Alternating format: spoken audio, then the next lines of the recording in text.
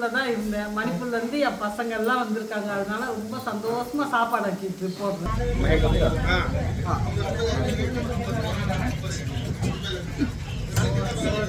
lau đi hai là bắt hầu hay gì Wasabi, wasabi, ninh thị. Tamin yan ubaga. May bakang na daw. May bakang versus tamin hanuba. Sige che, nung tiki taw eh morning da. Kangan ko ding ito daw ito. Sida ito. Sida jo.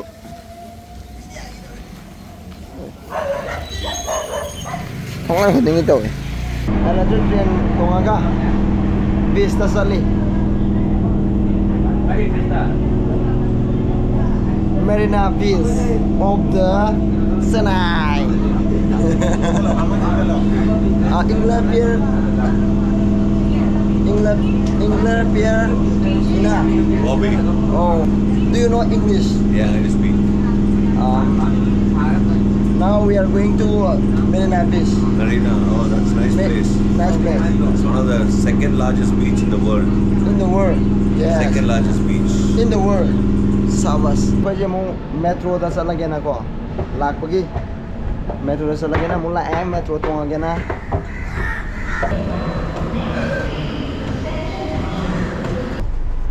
Here and here and here. Philips. Maya may jantag Chennai gi Bells University All India Inter University Yogasana Championship ma chatleba ko. Adu loira matungda namam ko video ne akoi ba khot page dum hapake puna mayam dum yangminaje. Akoi risina akoi ka na wina akoi manager do audugi mamana bagi memda la eba ko audugi manakta UB mai thake lakne UB mai. Yeah, YouTuber. How much this one? How much? 50, 60.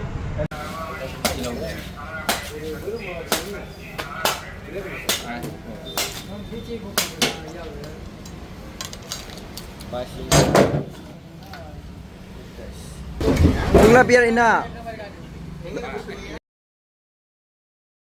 Brother, ungla pier ina. Ungla pier ina. Pera. Madhavan. Ha.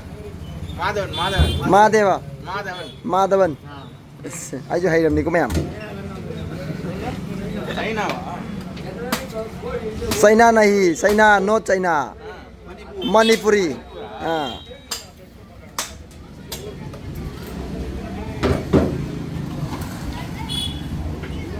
Thank you Anna. Ko nga ngai thalak da dai si chau chau en thalak da. Pun si si da.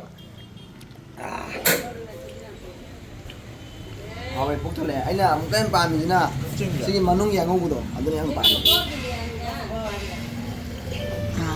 Siao ni mata.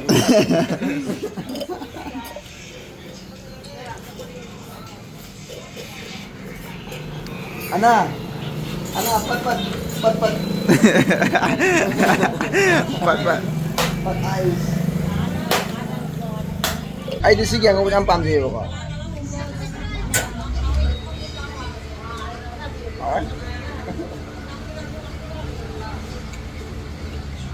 Ai kira. Iya pe. Angan ai men ngi. Oi pe le.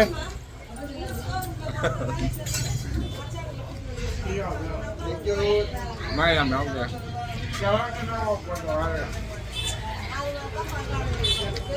Có chơi phòn bài bên này gọi.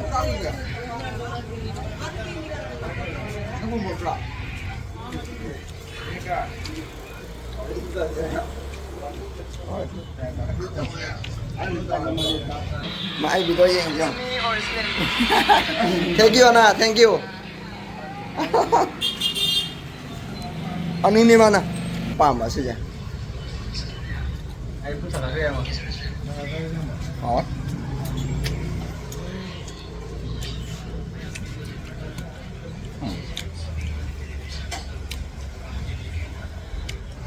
Anh ada video Pak Yang ya?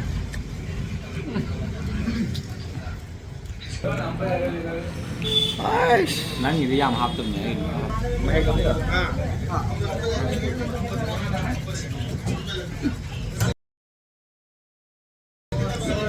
ꯂꯥꯎꯔꯗꯤ ꯍꯥꯏꯒꯗ꯭ꯔꯥ ꯄꯨꯔꯥ ꯍꯥꯎꯋꯦ ꯍꯥꯏꯗꯤ Đây, anh rồi à?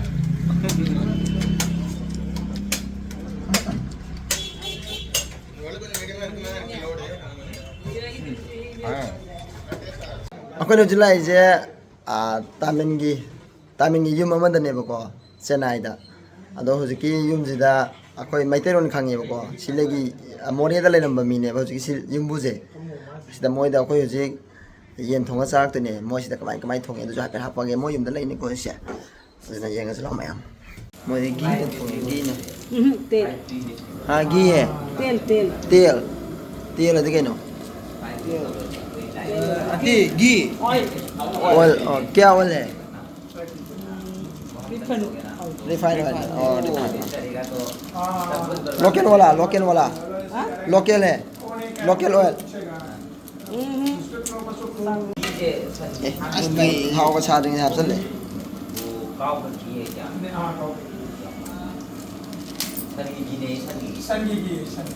सन की घी मैं तेरे उन खाएंगे बा क्या ना हाउ मुंद्री अंती हाउ मुंद्री है बा இஞ்சி போட்டு பூண்டு போட்டு கிண்டணும்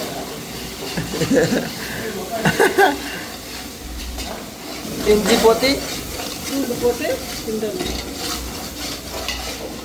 हाउ जे मुंद्री है हजन भी नहीं बा अदुगा अदम मुंडा बा तवे बा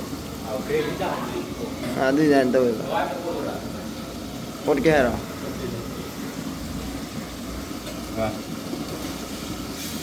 Anh nên cùng anh con chó là đi vào khò này trời. Anh đâu tiền rồi đi. नंग जा क्या है हाँ कुपुक ए ये पिज्जा देने को पिज्जा देने साथ देंगे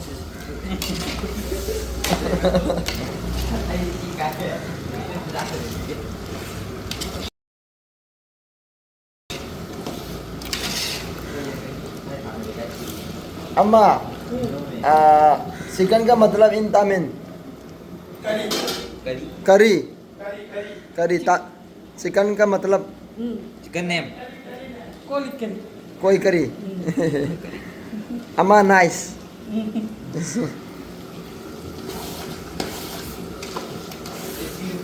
तमिल मसाला यही सबसे इम्पोर्टेंट आची कोलंबो मसाला तू important one Siya ko lele po yai ka. यार इम्पोर्टेंट होगा मसला नहीं है रे ये तमिलनाडु का इम्पोर्टेंट मसाला ओ इसलिए आची कोलंबो मसाला तू हाँ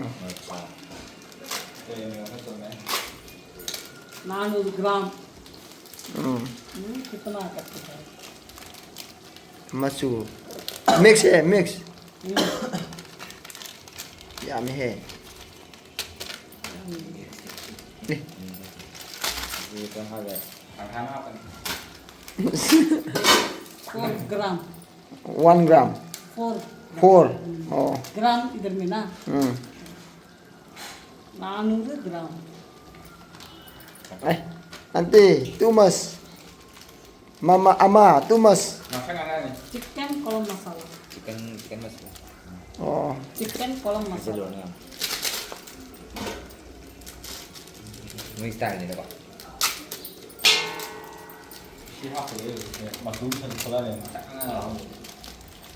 Ako na BMC thako mo na. Powder lang. 150 gram chicken masala 150 gram manam do lai mo gi ama injang manam do ako na nam manam do adu manam do ai ai adu manam do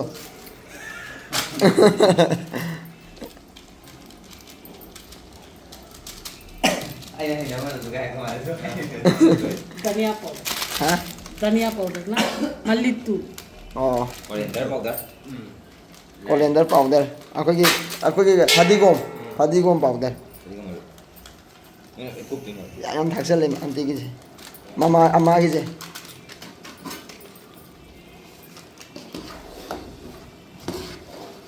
oh May gravy yun. nam nang gi do फजरे मसूले इसमें तो सुनिए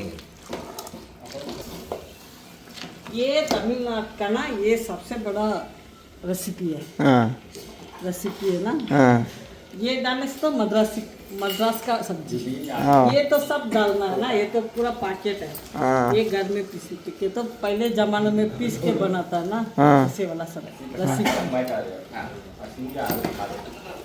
इसलिए पहले में तो piece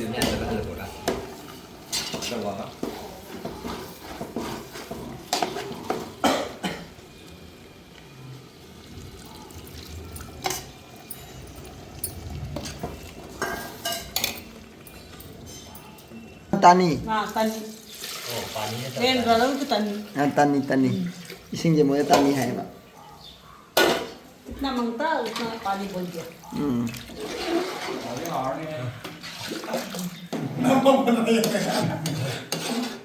तानी आपसे ले तानी आपसे ले हाँ तानी है तनिया नमक थोड़ा नमक मोई थुम जी केम तो कौन सा नमक है अम्मा कौन सा हाँ टाटा ताता टाटा निमे हम साव है मोटा वाला सब्जी में डालने वाला और सब्जी में डालने वाला हाँ। खाने के लिए दूसरा नरम वाला और सब्जी में ये और कल्लू कल्लू कल्लू इंसान ही तो बा नत्रो कल्लू इसका नाम कल्लू कल्लू कल्लू कल्लू पू हाँ, okay okay thank you ai có tụi mình thao anh mà này cái gì đây tới tôi sang rồi सौगले तू ब्रोंग ब्रोंग ब्रोंग ब्रोंग ब्रोंग ब्रोंग ब्रोंग ब्रोंग ब्रोंग ब्रोंग ब्रोंग एक सौगे साव है पथुम जेम अमुक जो तिलो थाक तो माले फ्राई फ्राई ओ सिन ngौबगी ए अनु चुमना का अमा तामिन में तामिन वाला बालेला बालेला वाला यला हाँ वाला यला वाले ya मरुमगन मरुमगन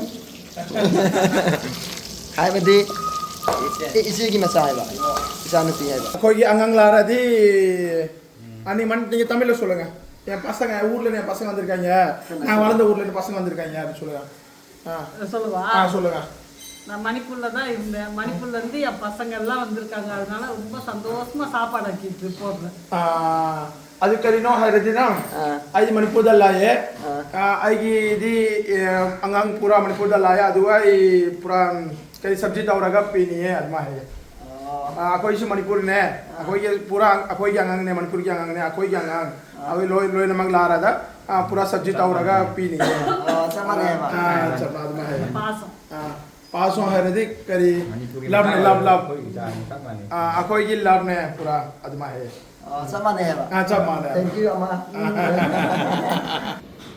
yung lao si ulo lao bo jo jo manam jadi ama azare je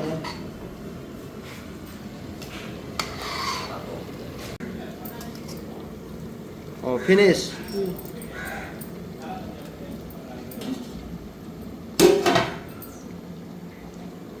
கொத்தமல்லி தூவிட்டு இறக்கிடணும் அவ்வளோதான் ako si pabung je tamin ne ba ko masak ka di sana daw ne mai te ro nga la kyong pong ꯑꯩꯗꯤ ꯄꯨꯔꯥ ꯃꯩꯇꯩꯂꯣꯟ ꯐꯖꯅ ꯈꯪꯕꯅꯤ ꯑꯩ ꯃꯣꯔꯦꯗ ꯂꯩꯕ ꯃꯅꯤꯄꯨꯔꯗ ꯆꯍꯤ 20 ꯂꯩꯔꯒ ꯂꯥꯛꯄ sei ni pu ꯁꯤꯗ ꯂꯥꯛꯄ ꯆꯦꯟꯅꯥꯏꯗ ꯂꯥꯛꯄ ꯑꯩꯈꯣꯏ ꯆꯍꯤ 35 ꯁꯨꯔꯦ ꯌꯥꯝ ꯅꯨꯡꯉꯥꯏꯈ꯭ರೆ ꯑꯗꯨꯒ ꯑꯩꯈꯣꯏꯗ ꯁꯤꯗ ꯂꯥꯛꯄ ꯑꯉꯥꯡꯁꯤꯡꯗꯨ ꯑꯩꯈꯣꯏꯅ ꯌꯥꯝ ꯍꯔꯥꯎꯋꯦ ꯌꯥꯝ ꯅꯨꯡꯁꯤꯌꯦ ꯑꯩꯈꯣꯏ ꯌꯨꯝꯗ ꯂꯥꯛꯄꯗꯨ ꯌꯥꯝꯅ ꯅꯨꯡꯁꯤꯌꯦ ꯌꯥꯝ ꯅꯨꯡꯁꯤꯌꯦ Ajay pabung isan nu pa se koi manipur da pok pai ta rimsa ꯔꯤꯝꯁꯇ ꯄꯣꯛꯄ ꯑꯩ da le da pabung hau da akhoi la da phau hai ba do tamil language tam da hai bio தமிழ்ல எங்க போறீங்க எங்க வரீங்க என்ன சாப்பிட்டீங்க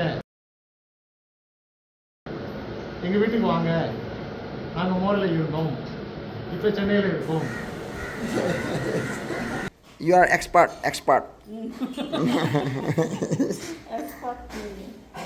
Ama Manipuri bolo. Manipuri. Thora, listen. kan Kang dia. hindi malum Hindi malum.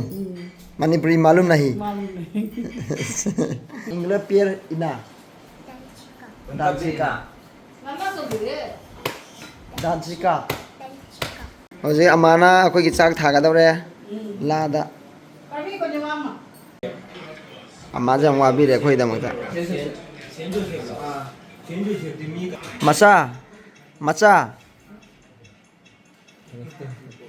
Masa hai na ibai.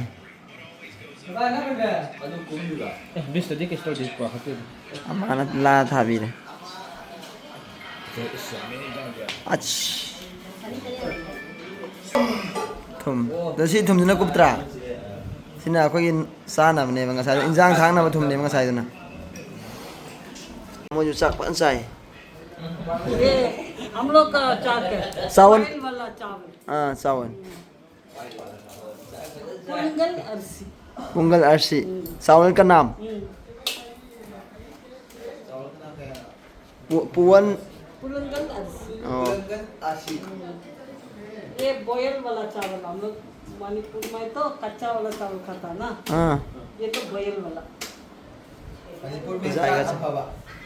वो चाट ऐसे है ना मोरे में तो गरमा का चाट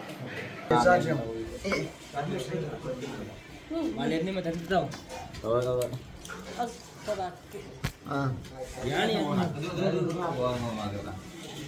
Adre tu amana thum.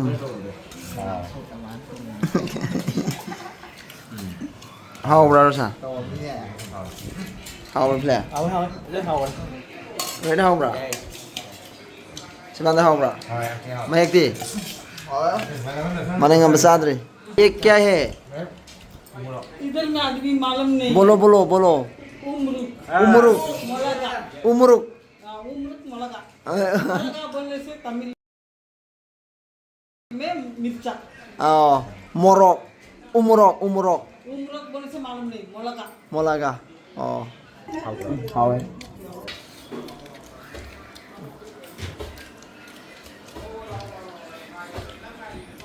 sampai terlalu hawa asih je bagi apa kanun hoida apa nih apa naik nih apa sauro bed am dolo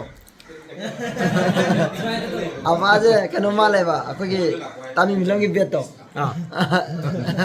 sana apa sana tahu lo nanti woi do Tamin yang nu baga. Medai bakang versus tamin hanu ba.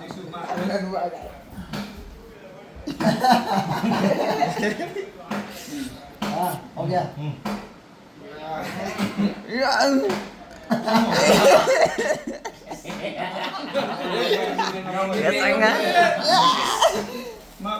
Pleta uno, espera más.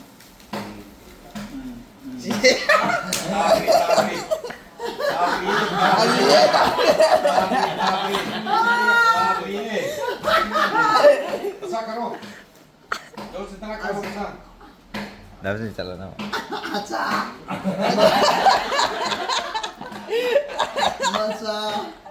Masa kan? 난 딱한 니가.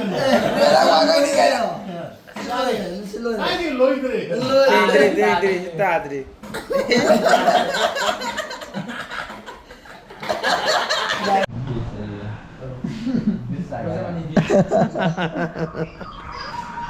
I don't have Puspa. Pusparaj. Salah झुकेगा नहीं. Same hairstyle only, na? This is the same beard only he is keeping. Last time. Nang so hair on it. Olay Shabi. Olay Shabi. Sing. Olay Shabi. Oh, Fazabi. Oh, Ningti. Zanwe. Pai cho. mai thong do Nuksi baby. nuksi bagi Yare. Look. nuksi bagi hai bani Nuksi baby. Hai bani. Yadradi yadra. Aina nungsi. Something will come and I forgot it. ya na apa sih tadi jam nu are ya ama tu ama gana gana tamin gana tamin tamin tamin gana tamin tamin मैंने भी लाख पैसे मुझे एक चाहिए कुल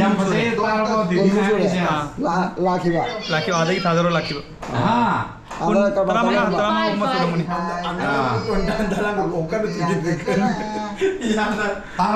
jam nu are amuga lakani ya 26 दा lucky नहीं होगा 26 ta 26 ta kai manta आता दी मार aduga kai lagi mori situ ba मैं चलो सबक ले आता oh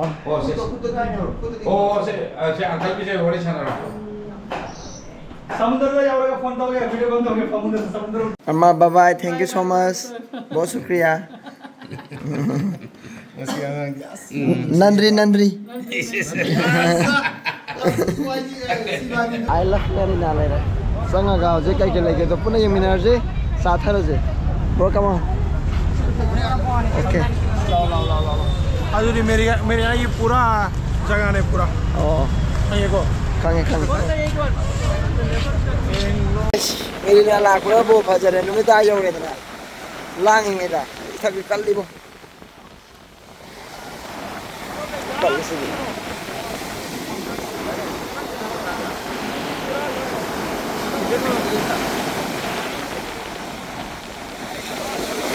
कल्ली है ना लागा इरो के तो फजरे नुमे ता यो रे kan bay tere ida ibom tu yes